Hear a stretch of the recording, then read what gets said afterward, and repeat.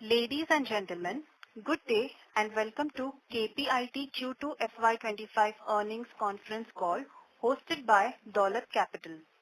As a reminder, all participant lines will be in the listen-only mode, and there will be an opportunity for you to ask questions after the presentation concludes. Should you need assistance during the conference call, please signal an operator by pressing star, then 0 on your touchtone telephone. Please note that this conference is being recorded. I now hand the conference over to Mr. Rahul Jain from Dolat Capital. Thank you, and over to you, sir.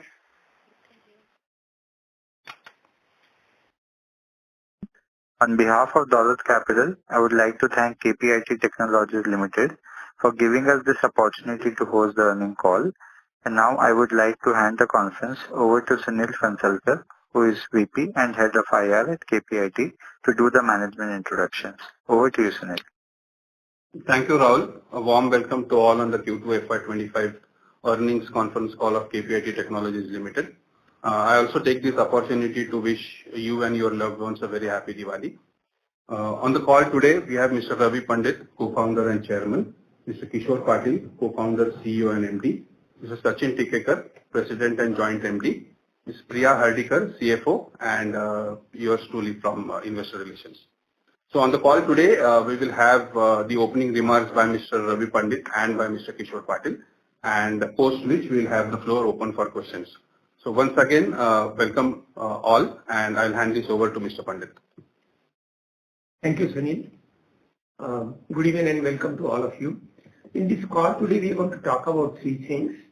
One is the board resolution regarding the appointment of Mr. Vijay Gokhale. Then we are going to talk about the board resolution regarding the QIP, and then we will talk about the operations of this quarter and how the rest of the year looks. I'm going to talk about the first 2 points, and my colleague Kishore Patil will talk about the third. So over the years, we have recognized that as we are growing in scale, the geoeconomic and geopolitical considerations are becoming more and more important to us. Therefore, understanding how these conditions are changing over a period of time is critical for us.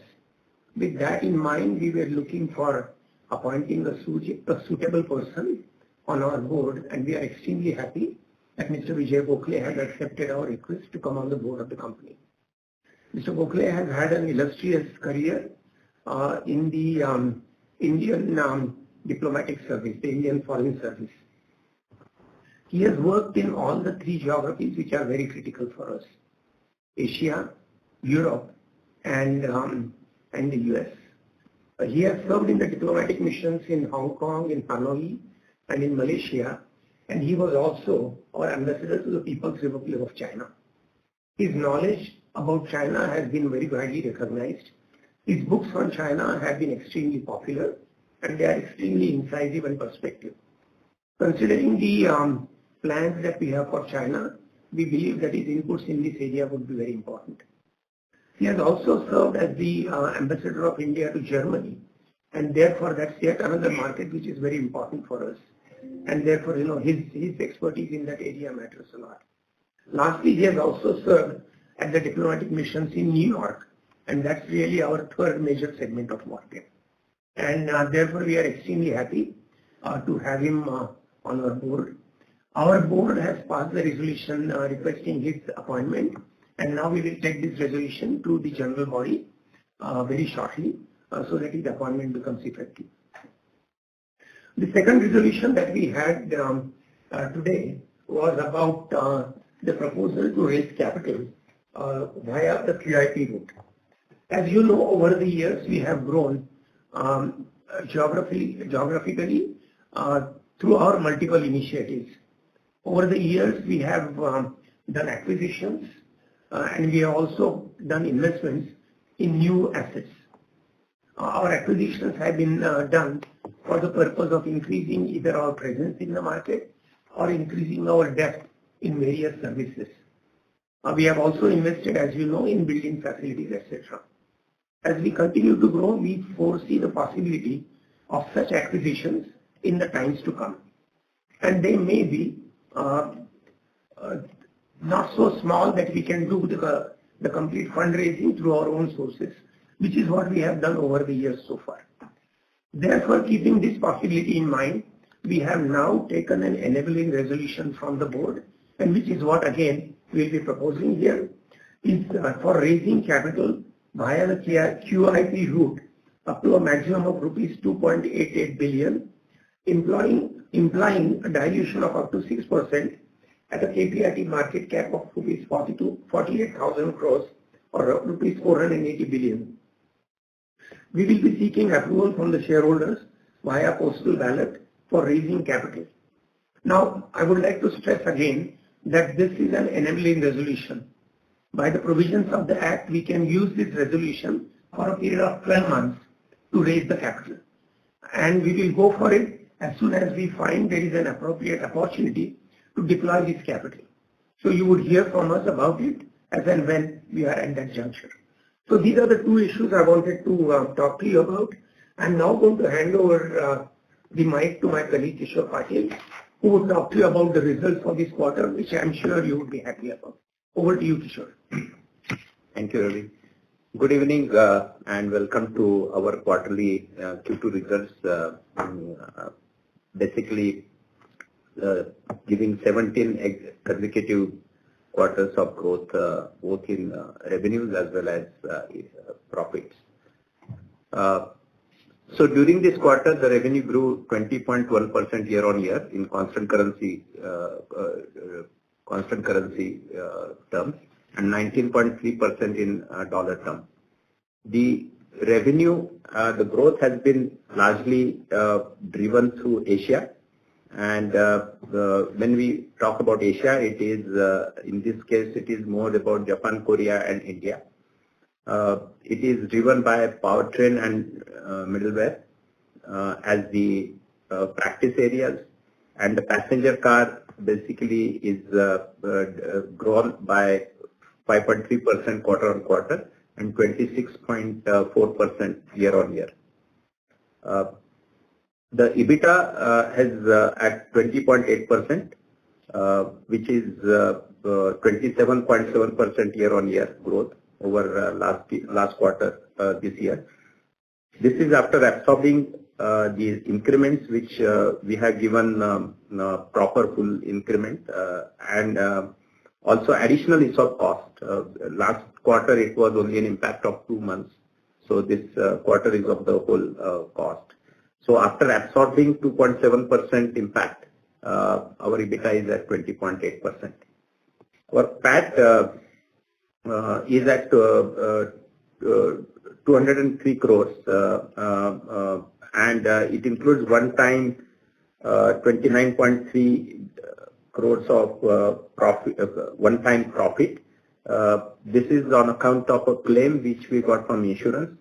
This was about 10 years back, almost 10 years back, when before demerger, we had a claim on an insurance company against a dispute with a client, and that we have got after more than 10 years. Nevertheless, that has come handy during this quarter. Last quarter also, we had a one-time additional income of 32.7 crore. The profitability has increased on account of two main reasons. One is the fixed price projects.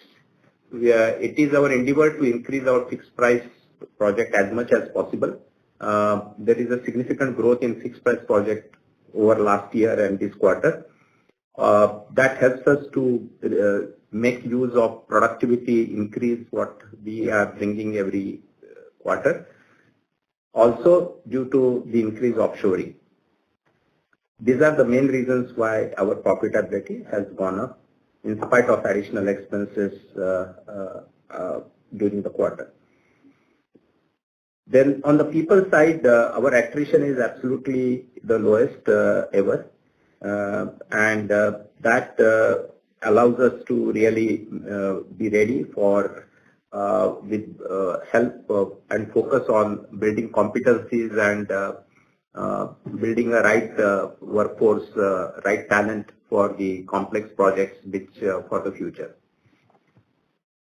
According to if you really look at the overall environment currently, if you look at the USA, the overall environment, there are opportunities. At the same time, there is a little bit of a tentativeness. However, in USA, we see opportunities for two reasons. One is USA have banned China software already, and we do believe that will help us in providing that kind of a software or integration opportunities to US OEMs. The second thing is off-highway and commercial vehicles, which is our second area of focus. And we see that there would be good opportunities in that. So these two we see as a growth opportunities in this otherwise uncertain environment.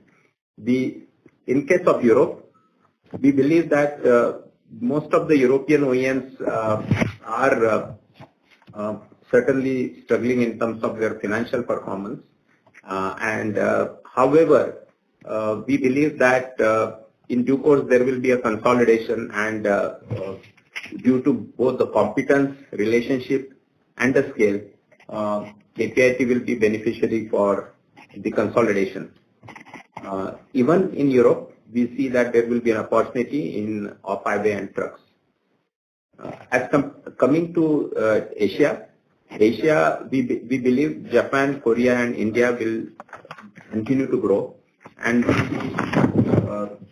significant opportunities, both in terms of our existing clients as well as some of the gold clients growing further.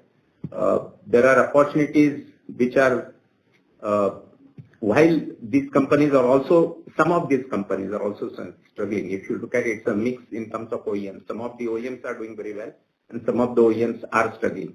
And we see the same opportunities in wherever the OEMs are struggling, that they would look for a significant consolidation as well as the competency to expedite their roadmap, and that we see as an opportunity. And the second is our current some strong clients continue to grow, and there are more opportunities we see.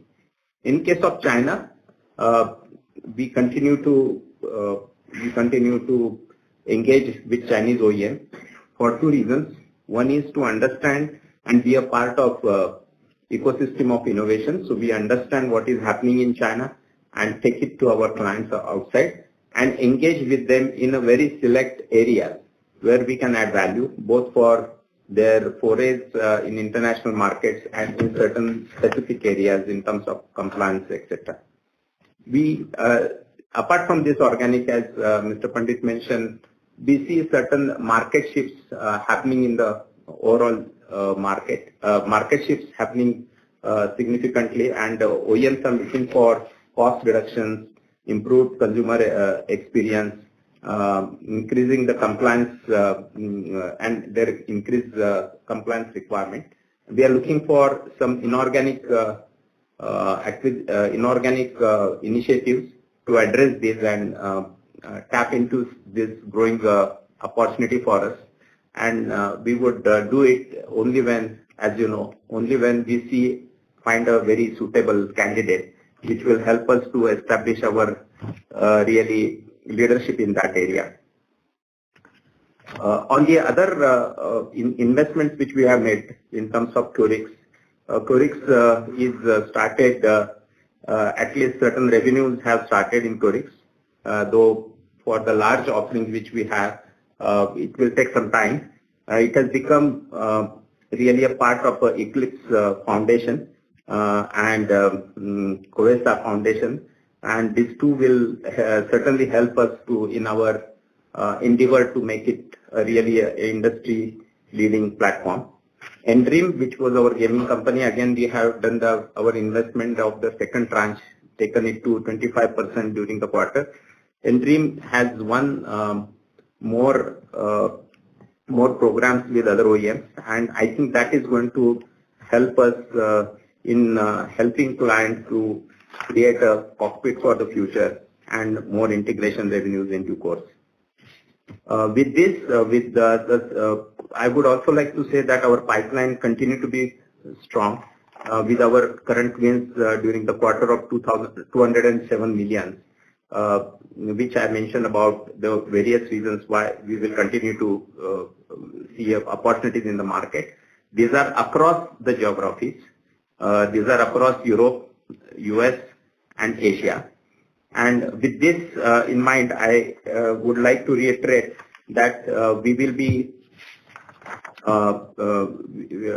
we are reiterating our guidance for the year.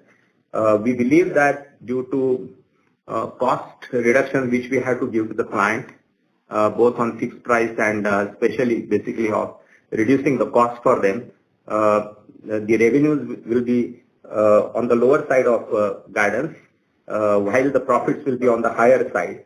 While we have talked about 20.5% plus, it will be few 0.2 to 0.3 decimal higher than what we have mentioned earlier. So with this, I would like to hand over to for a question. Thank you so much, sir. We will now begin the question and answer session. Anyone who wishes to ask a question may press star and 1 on their touchtone telephone. If you wish to remove yourself from the question queue, you may press star and 2. Participants are requested to use handsets while asking a question. Ladies and gentlemen, we will wait for a moment while the question queue assembles.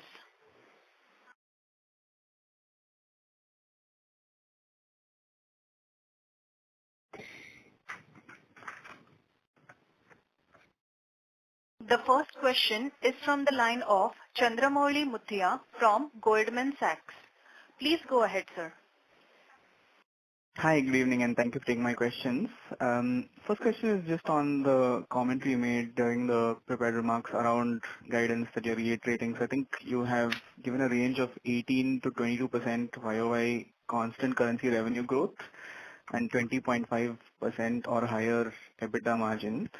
So in the first half, we seem to be tracking at the higher end of the range, sort of 21-ish% constant currency revenue growth and EBITDA margin also closer to 21%. So just want to understand how you think about the back half, and then in the context of your commentary that growth might be at the lower end of that 18 to 22% for FY25.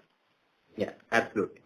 So right now, as I said, the overall the environment of the business, basically the OEMs are extremely cautious, and we believe that while our pipeline is very strong, and not only that we are actually engaging in some very mega opportunities with few of the clients, but we are not sure about their timing when these large opportunities will be realized during this time. While we again reiterate our guidance, we believe because of some of the postponement of some of these, and the offshoring of many of these opportunities more than what we have done in the past, the top line may look on the lower side of the guidance, and at the same time, because of the offshoring and and of course the momentum we have, the profitability will be on a higher side. Got it. That's helpful. Second question is just around the fundraise. So you mentioned that it's an enabling resolution for the next 12 months. Just wanted to understand, I'm sure we are already prospecting potential candidates. So any color around, is there any specific geography or any specific domain where you're looking for assets? And also sort of what might be the realistic timeline for potentially closing on some of the assets that you're considering? So we continue to prospect always, and with our current positioning, I think fortunately a lot of companies do approach us on an ongoing basis. we believe there are areas of growth which we have identified. One is in terms of cost reduction specifically. And the second, we have talked about adjacencies. And we have talked about certain compliances or certain key areas which are required for companies to work internationally. So in these three areas we are mainly looking at. There are also few in China, small ones, but we are looking at this. So there are such, I would say 4 or 5 types of companies. There's no one very large, but reasonable size, 3-4 opportunities. Also, in addition to that, I must say that we have some very significant opportunity for consolidation and mega deals. We do not know whether the clients, what time frame this can realize, but it will also require certain investments in terms of infrastructure and etc. from our side. And with all this, we are looking for as much as we can. You know that we have very strong cash flows. As much as we can, we would do it on our own. And when there would be a significant kind of a right opportunity in these areas, we would look for the funds. Got it. That's helpful. And just last question is, as we head into 3Q, historically we've had sort of different trends. In certain years we've had 3Q because of furloughs and holidays tends to be seasonally slightly slower, and in some years we've actually had a pickup in 3Q performance. So I just want to understand, based on some of the deal wins you've had recently, what is your thinking on how 3Q might be relative to the first half? So, while we have got very strong good wins in last 2 quarters, based on the environment, we are not 100% sure when they would start. And so I would consider it, not so strong quarter 3 from that perspective. As of now, that's how we would put it. Got it. Thank you very much, and all the best. Thank you. Thank you so much. The next question is from the line of Mr. Nitin Padmanabhan from Investec. Please go ahead, sir. Hi, good evening. Congrats on another solid quarter. Just wanted your thoughts on a couple of things. So the first is, we have historically seen that our growth has consistently been very solid for maybe the last maybe 15 years plus in this segment. And the only time we really have a real weakness is when there is some major economic impact. Now, in that context, when we look at Europe and specifically Germany, where it seems to be in a recession, and that's usually the time when we see weakness, how would you sort of contrast what you're seeing in terms of behavior on spending by OEMs today versus what you would have seen during earlier similar periods, whether it's during the COVID period or the GFC period? How would you sort of contrast it? Nitin, I think it's a great question. And the point here is, as you know, some OEMs are under tremendous pressure at this point in time because of various reasons. A, the competition from China. B, the overall the economic scenarios across some of the key markets. So I think there is pressure on certain types of OEMs, especially right now the pressure is more on Europe because they are more exposed. European OEMs have large sales in China and they are getting compromised. At the same time, the European economy is not doing as well. The US OEMs, to some extent, because of the 100% tariffs that they have, they are not facing the competition as much from China, but they see competition from the rest of the global players. And as you know, the Asian OEMs actually they always look at the long game, and they will make investments for the long term, and they will not look at quarter by quarter. So if you look at from passenger car perspective, of course there is pressure, and right now they are all looking to sort of get the cost of the vehicles in the right shape. And that does create a lot of opportunities for us. It's just that, as Mr. Patil mentioned earlier, they have to reconfigure some of these things, and that does take a little bit of time. So we believe that this will create a good environment for us from the growth perspective, and hence, in the midterm, we do see solid pipeline coming our way. It's just that we have to get through the next few months of uncertainties for some of these OEMs. So that's our read on the PASCAR side. On the off-highway side, the cyclical nature of the agriculture, I think it's getting over. So we think that the growth will actually come back, and it's the same case with trucks. Trucks have been slightly on decline and flattish in the current year. I think next year they're likely to be around the same, but 2026 onwards there will be growth on the commercial vehicle side, and that's mostly about Europe and Americas. So overall, we believe that some of the themes will continue. From the OEM's perspective, it's the reduction in the cost of the vehicle, reduction in the time to market of the vehicles as well as the features. And the third part is also trying to figure out in this changing environment their client segments, in different markets for the global OEMs, and how do they really differentiate themselves? And that's something I think everybody's trying to figure out, right? What it means in the change environment. If that answers your question, Nitin. If I may add. Yeah. Yeah, sorry. Yeah, please. I may add also that the conversations are actually happening. I mean, they are very serious conversations which are happening. What we are saying is a bit of timing. We are not 100% sure of the conclusion. Got it. So actually I had two follow-ups. So one is that what you're seeing today is not so much of a rate reduction, but more of offshoring to sort of help clients sort of reduce their overall cost. Is that a fair assumption? And two, from that perspective, maybe there is near-term lower growth, but as and when things pick up, they sort of pick up. So that was one. The second is, do you think that Asia sort of makes up for the relative weakness from an incremental revenue contribution perspective, considering that geography seems to be reasonably solid? Do we have the pipeline and the wins to really make up for the relative weakness?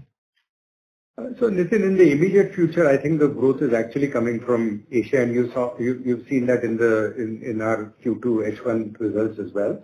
And we believe that I think that growth will continue throughout. Having said that, we really believe, again, going back to Mr. Patil's comment, there are European conversations, some serious conversations with the European OEMs as well as the American OEMs. So we believe that the growth will come back. We just have to figure out the timing. Is it 1, 2, 3 quarters, whatever that may be, because it's the reconfiguration of their priorities and hence what kind of business model in which we work with them. So it's just going to take a little bit longer, but we do believe that there are significant opportunities in Europe with passenger cars as well as trucks, and in Americas for off-highway and passenger cars. And just to elaborate on that point, actually our wins for both the quarters have come from, larger wins have come also from US and Europe. However, the projects, there is a delay in starting of the projects, and that's what we are looking at, in addition to the larger engagements.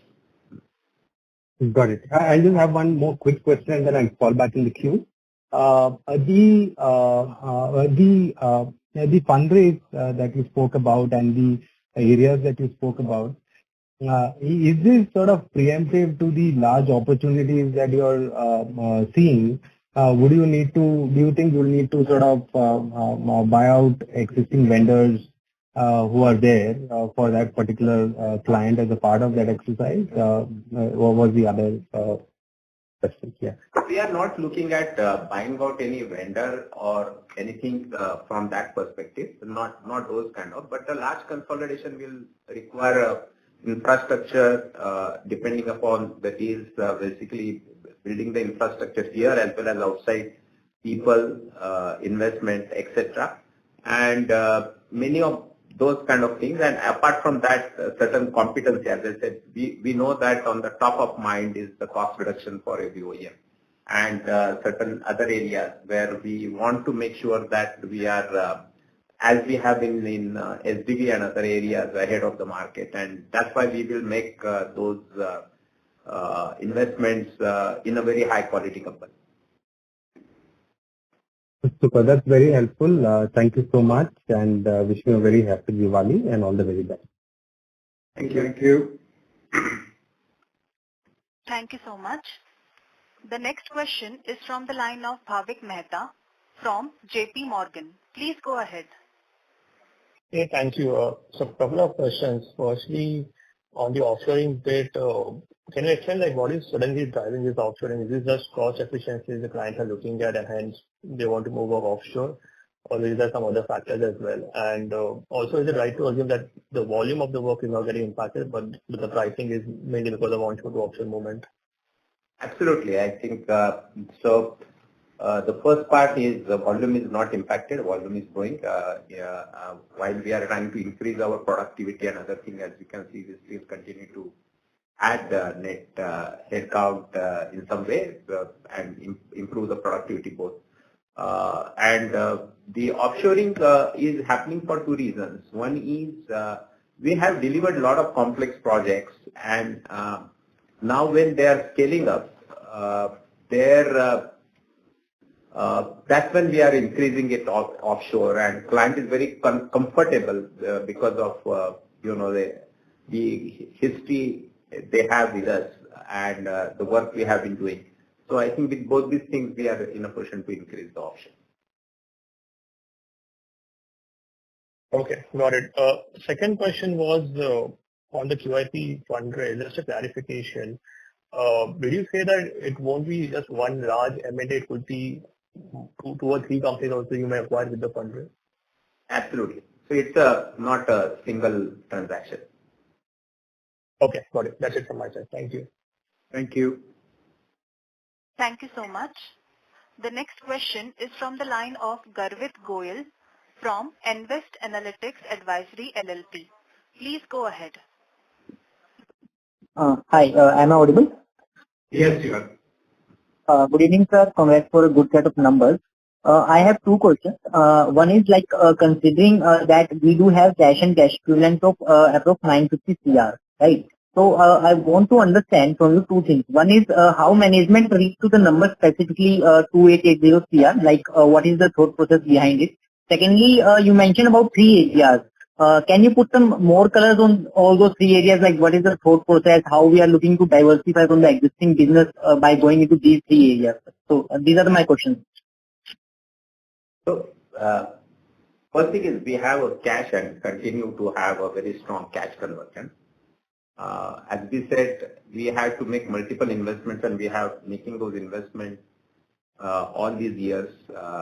But we have to make it in infrastructure, we have to make it in some payouts of the old acquisition, we have to make it into some of the new acquisitions we make. So I think when we are looking at it, we are looking at holistically. Right now, if you look at it, it is about 3 months kind of a cash is what we have, which is not too much from that perspective. But that would allow us in a normal course of growth in our organic way. But when we look at the new acquisition, that's the time when we will look at the fundraise.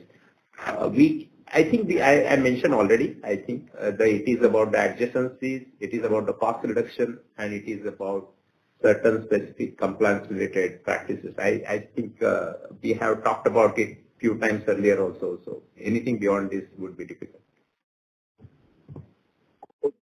The more question on the demand environment, like you mentioned, in Europe for next 1 to 3 quarters going to be slow down. So how do you see FY26 from this kind of situation? So first thing is we are not set. We are saying that we are going with our, we have made two statements. One is our growth. We are reiterating our guidance, number one. Number two, our revenues will be on a lower end of the guidance because of the offshoring and other things, while the profitability on the higher for the same reason. That is the second part. Third thing, we have said that our pipeline is strong and our conversations are very strong for the large strategic deals. We have talked about the environment in all the three geographies specifically. So we are very confident about the demand coming forward. We just wanted to, we have been always very coming forward always to share what is happening in the market as well as what we are going to do about it. So I think in that light, we talked about the external environment. Understood, sir. That is from my side, sir. I'll join this. Thank you so much. The next question is from the line of Aman Soni from Invest Analytics Advisory LLP. Please go ahead.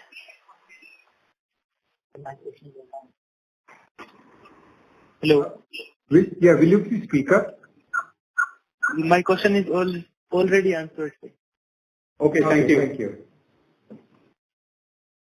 Thank you so much. So the next question is from the line of Karan Uppal from Phillip Capital India. Please go ahead, sir. Yeah, thanks for the opportunity. The first question is related to the incremental spending. Amongst various areas like SDV, middleware, electric powertrain, autonomous, mechanical. So which are the areas which are driving the incremental spending from OEMs, and which are the ones where spending is being pushed back? Any color would be very helpful. So number one is the cost reduction. Whatever allows client to reduce the cost of the final product, they are very interested. Right now, that is number one priority, specifically on even the electrification as well as the otherwise. So that is the number one part. The second is they want to reduce the program life cycle significantly, want to make sure that the programs which they have announced for 26, 27 or 28 as the case may be, those are not delayed and those are delivered, and if they can deliver before, because many of these OEMs have relatively less number of programs as compared to the Chinese or other OEMs. So these are the two areas on which the spend is happening. So the investment on SDV continue to be there, but it is only on the area where you can reduce the time or the cost and the overall cost reduction part. These are the two parts. And the third, which I mentioned about, is on the compliance. Okay. The second question is basically if you just step back and look at, let's say, FY 24 and 25. So the large part of the growth was driven by large deals like Renault and Honda, which we signed earlier. Now, if I look at the TCV for last 6 quarters, except for Q4 of FY 24, the TCV has been in the range of 150 to 200 million. So you have also spoken about large deals in the pipeline. So are you expecting any large deal to close maybe in Q3 or Q4, which can help you, let's say, the growth trajectory for FY 26? So Karan, as we discussed earlier on, there are a few clients in Europe as well as in Americas where we are actually in conversations of building, long-term large engagements. And of course, there are conversations in Asia as well. So we do believe that there will be some engagements that are going to be fairly large to come. But we also think that from our existing clients, we'll have business that will grow. So it's going to be a balanced growth across. We just have to figure out the timing of it. I mean, one thing we have said time and again that with the current clients, with the current spend they have, we can double the revenues which we have. I think these are the basically which could happen normal in organic in the normal course of business. Some of these are the opportunities on top of it. Okay. Last question is again with respect to fundraise. So, is management thought process also in terms of diversifying, the vertical, maybe looking at some of the other verticals apart from auto? Is that also a thought process? I think we have mentioned that currently we are looking at off-highway and commercial as a additional vertical. Okay. Thanks a lot and all the best. Thank you. Thank you. Thank you. Our next question is from the line of Ayush from B&K Securities. Please go ahead. Yeah, hi. Thank you so much. So congratulations on a good set of numbers. So just wanted to understand, sir, one thing that if I see that, the commentary for the large deal pipeline and the vendor consolidation opportunities that you have out in your opening remarks. So why are we providing that the lower end of the guidance should be there? Because if we see that we are having the vendor consolidation opportunities in US, Europe, Asia, and then also, we are highly entrenched with the T21 clients. So what leads to the caution towards the lower end of the guidance? And then what are we looking forward with the strategy T21 clients for the next year? How they are shaping up their budgets or how they are seeing their programs continuing with us? So I think we answered this question earlier that even where we have won the deals, some of them the implementation has been delayed by a quarter or two by specifically European OEMs we have won. So this being the year end of most of the OEMs, and you probably will see the results of European OEMs, I think for a quarter or two they may be very cautious. Similarly, the situation is there. So that's why we are not sure when these deals will actually realize some of this. And but as I said, these are serious conversations, and even some of the deals which we have won, we are not started. So I think in the medium term, we see a good, we are confident about a good growth. Okay. Next question is on margins. So definitely, if we consider that if we do even like the flattish margin for the next 2 quarters, we would be almost like 27.20, 20.7, 27.8 kind of a figure for the EBITDA.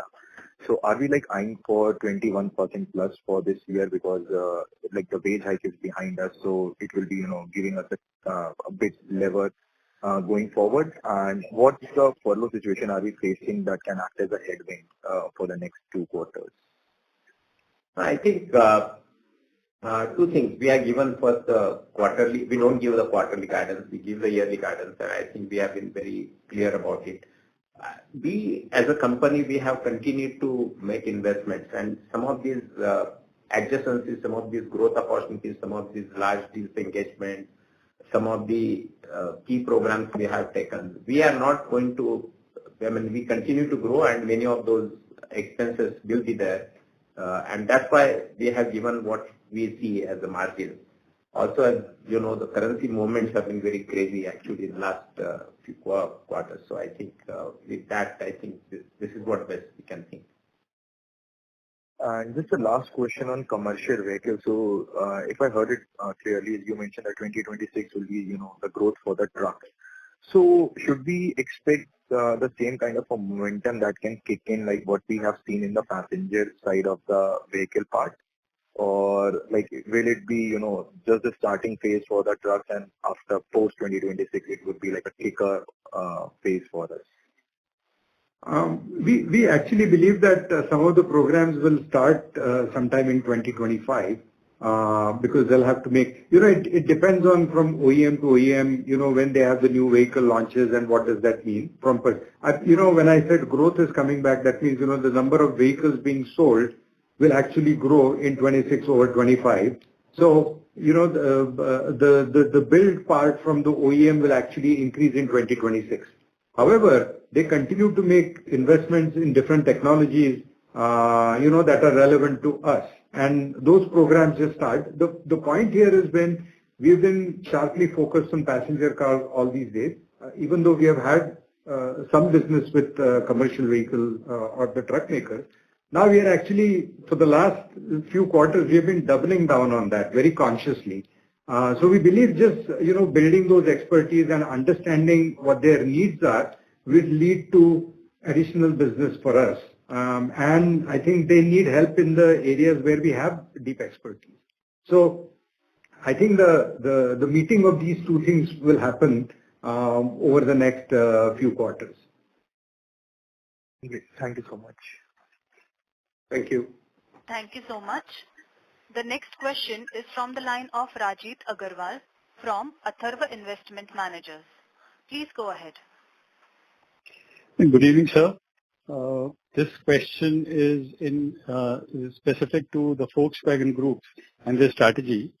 Recently, there were news reports that they have dropped their all-electric vehicle target for 2030 and have incorporated and have actually said that that target now includes hybrid vehicles as well. So while you have addressed the immediate headwinds for the next few months, do you think that development itself will Will you please repeat the last part of your question? You got cut off. Will it? Hello? Volkswagen? Hello, can you hear me? Yes, yes. Just the last sentence, if you could repeat, please. So basically, I just wanted to understand the impact of Volkswagen's resetting of their 2030 target on their overall spend vis-a-vis the electric vehicles and our engagement with them. In the medium term, does it impact our outlook of our relationship with them? We believe that there are significant opportunities with the Volkswagen Group. As you know, you looked at some of the announcements that Volkswagen Group have made. They are in the process of reinventing themselves in many ways, given the impact that they've faced in China and the competition that they're facing from China. And you know, they are reprioritizing some of their areas. They are also trying to consolidate their efforts across the brand so that there could be substantial cost leverage that can be taken. And we are part of some of those conversations, right? So in general, we think that as soon as the dust settles down, we'll have significant opportunities coming from Volkswagen Group. Coming specifically to powertrain part, you're right. I think, you know, like many OEMs, some OEMs have pushed out the battery electric vehicle programs. However, some of them are actually revisiting their hybrid programs, whether it's a mild hybrid for some markets or plug-in hybrid for the other markets. So we believe that there will be more alternate powertrain opportunities coming our way. In fact, if you look at our results and some of the large engagement that we have closed, there is quite a bit of a contribution from what we call propulsion, you know, that covers different types of powertrain. So we remain, we believe that going forward, the alternate powertrains will remain a significant part of our business. So as of now, you do not see any negative impact on your outlook over the next 2 to 3 years as far as that specific relationship is concerned? Absolutely. You know, I'm glad that you brought up over the next 2 to 3 years. We feel very confident about growing that relationship. No, I'm always looking at 2 to 3 years, sir. Absolutely. We are very. Yeah. No, we remain very optimistic about our partnership. Wonderful. So next quick question on Corex.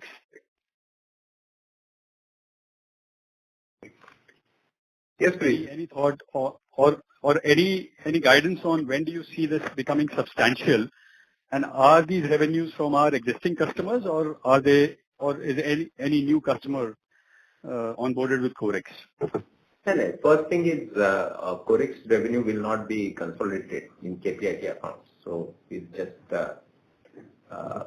actually have the revenue, the profit or loss from their operations, our share. And it's being a product company which is investing into this initially, we do not expect, and it has not been factored in whatever guidance we give. However, as and when they win a new client, the services revenue of integration will come directly to KPIT. So that is where we are looking at those opportunities. We are in a very good position right now, and we believe it will take time. I mean, when we actually announce also, I have mentioned that it will take 12 to 18 months to come out with the main product. Till that time, there are revenues have started, which are smaller in number. Nevertheless, the client engagement is started, and we have started getting the revenue. We means Curix have started getting. Great, sir. Thank you. Thanks a lot. Thank you. Thank you so much. The next question is from the line of Garvit Goyal from Invest Analytics Advisory LLP. Please go ahead. My question is answered, sir. Thank you. Thank you. Thank you. The next question is from the line of Sanjay Satapathy. Please go ahead, sir. Yeah, hi sir. Thanks a lot for the opportunity. So just quickly trying to reconfirm. So you have said that you've cut down your revenue guidance to the lower end because the mix is shifting towards offshore. But at the same time, part of the margin benefit, you think that you will be spending in your capability. Is that correct, sir? So first, we have not cut down our guidance. We have reiterated our guidance. I just given you a color on that it won't be at a higher end because people assume when we have given a certain stake where it would be.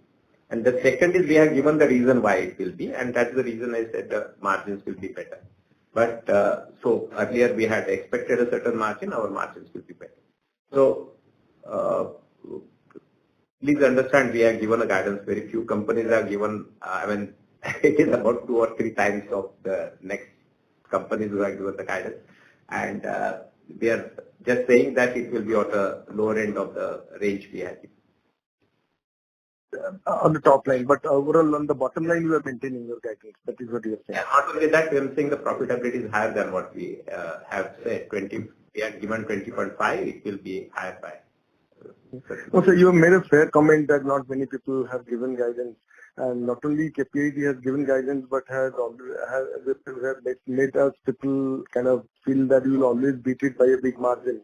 So that is the only thing which we have gotten used to. And so, of course, you have given huge amount of clarification as to your fundraising and what will be the deployment and the consider the kind of cash you have and the kind of money that you are looking at. It looks like it is going to be a huge one, which will possibly bring in its own set of challenges in terms of integration and all that. And I'm sure the company is ready for that. And you are pretty close to the deal. Otherwise, you would not have announced this kind of fundraising. Is that correct? Because you have always been very disciplined about capital. I will just comment that we have a reasonably successful history of integration.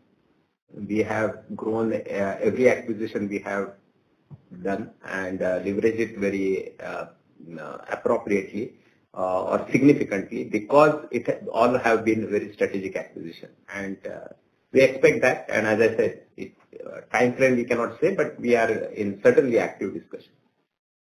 Understood. Thanks a lot, sir. Thank you. Thank you so much. The next question is from the line of Chandramouli Muthiah from Goldman Sachs. Please go ahead, sir. Hi, thank you for taking my follow-up question.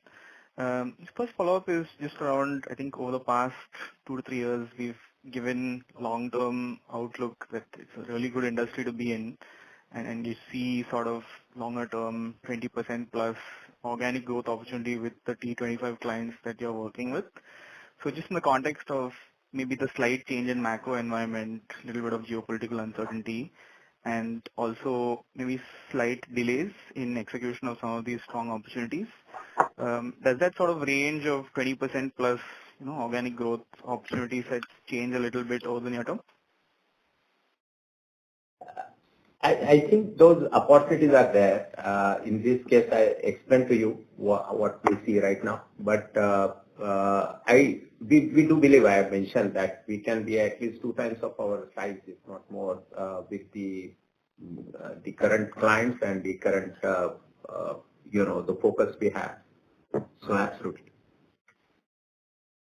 Got it. That's helpful.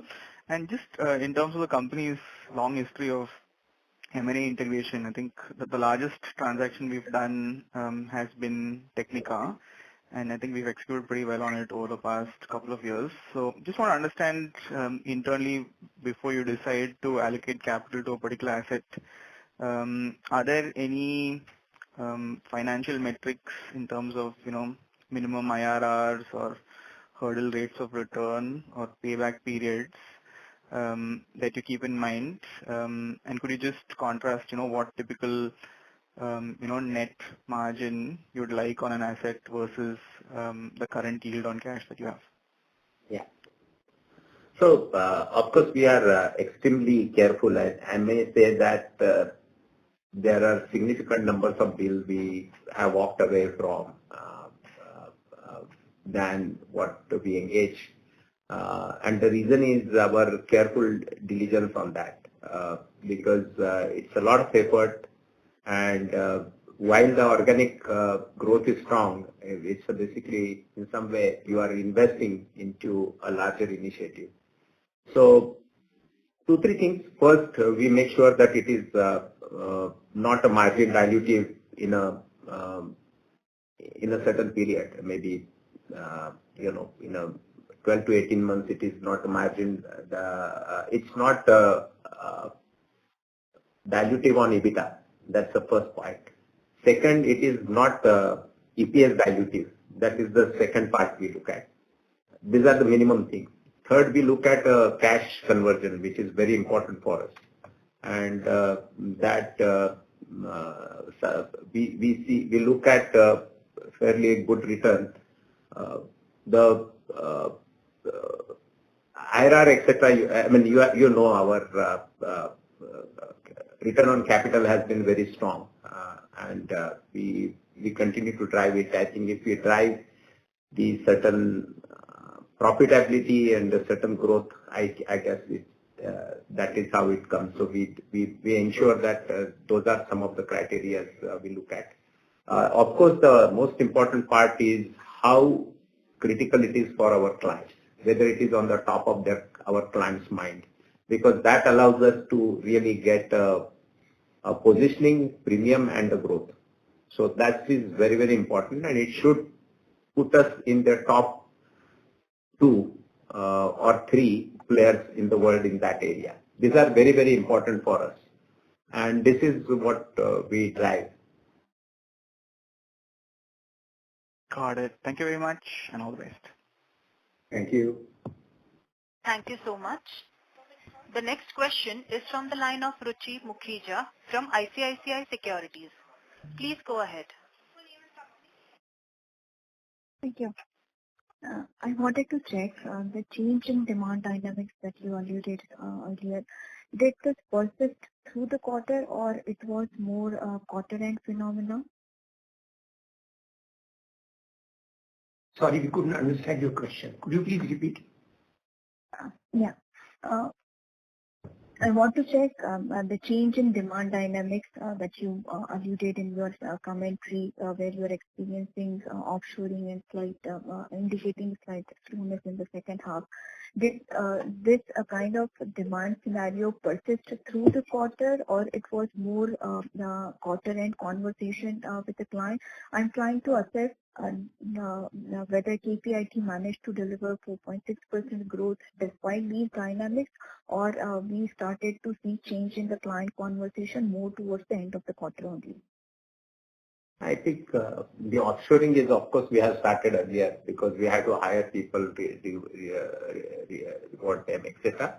But as the cost, as we mentioned that we have won lot of deals, and the mix has changed specifically to ensure that we deliver on the project in a lower cost to the client.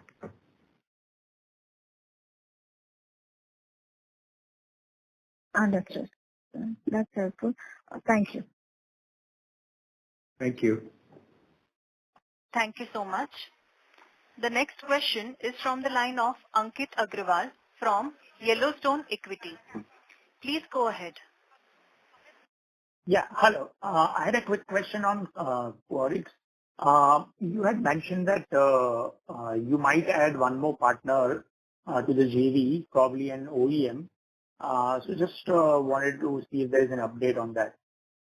So first thing is we never said it would be an OEM actually, but yes, it will be a very important partner, and we are in advanced discussions. Absolutely. Okay. Okay. Thank you.